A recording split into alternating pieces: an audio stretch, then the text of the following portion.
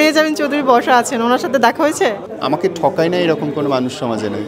আমি প্রথম বলছি যে মেয়েরা রোজা রাখে, শুনতে অবাক লাগে, কিন্তু এটাই সত্যি যে ছেলে হচ্ছে চিংড়ি মাছের মতো লাফায়। কোনো জীবিত মানুষ বলতে পারবে না যে আমি তার নামে গিবত করছি। যদি বলে আমি তার পা ধরে মাপ চেয়ে নেব। এই সামারে ফুল ক্যাশ অন ডেলিভারিতে নিন চালাকের সুপার প্রিমিয়াম আউটফিট, যার ইউনিক ডিজাইনে সবার অ্যাটেনশন যাবে আপনার দিকে।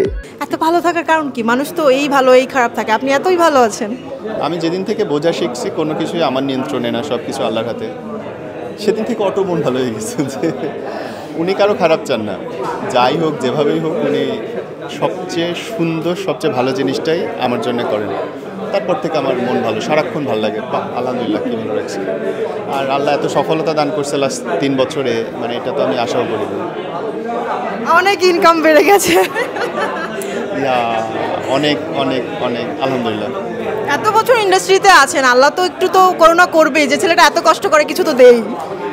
বলতে ভালো লাগে, ওয়ার্ল্ডের র্যাঙ্কিং বোর্ডে আমি একটানা 3 মাস 1 নাম্বার ফেসবুকে। সো আল্লাহর কাছে চেয়ে বেশি তো কিছু চাওয়ার থাকে না। আপনি এত সুন্দর সুন্দর কন্টেন্ট বানান, আপনার কন্টেন্ট অনেক রিচ হয়, কিন্তু আপনার ছেলে হেটার্স বেশি, মানে ছেলেরা আপনার কন্টেন্ট পছন্দ করেন, আপনি মেয়েদের সাপোর্ট করে ভালো ভালো কন্টেন্ট বানান, তাই কারণটা বলেন। আমার উল্টো মনে হয়, আমার মনে হয় ছেলে আর পুরুষ মানুষ একটু আমরা বুঝতে ভুল করি।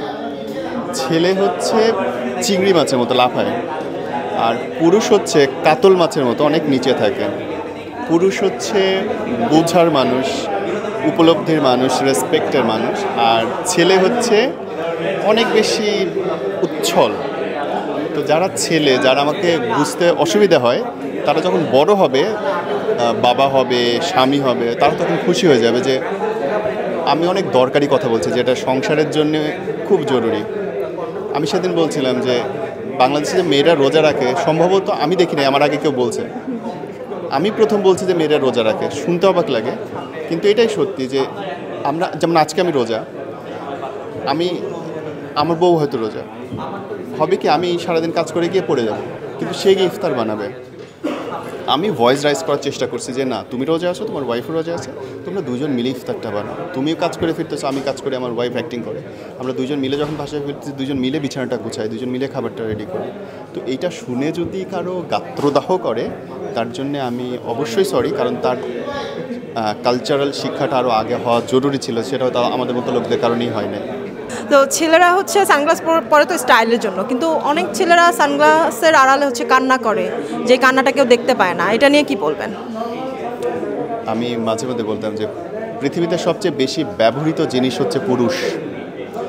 যেই দিন একটা শিশু জন্মায়, দেখবা মেয়েটা যখন কিশোরী থেকে যখন নারী হয়, তখন সে তার মায়ের শাড়ি পায়, বোনের গহনা পায়, বান্ধবীর লিপস্টিক পায়।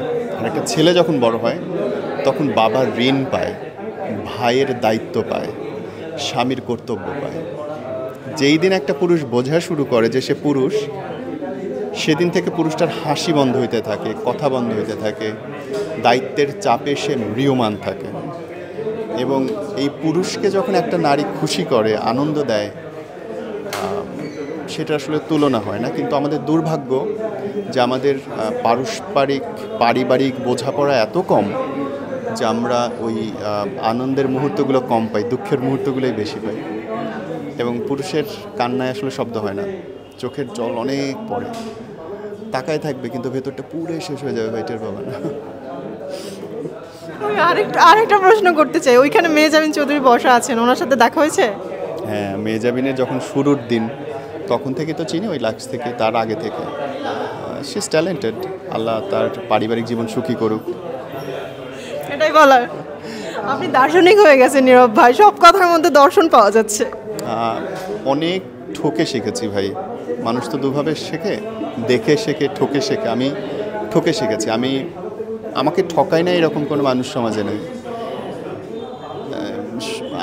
তুমি আমাকে অনেক দিন ধরেছি, আজ পর্যন্ত আমার জবান দিয়ে দেখবা না একটা মানুষের নামে নিন্দা বেরোইছে, নট আ সিঙ্গেল। কোনো জীবিত মানুষ বলতে পারবে না যে আমি তার নামে গিবত করছি।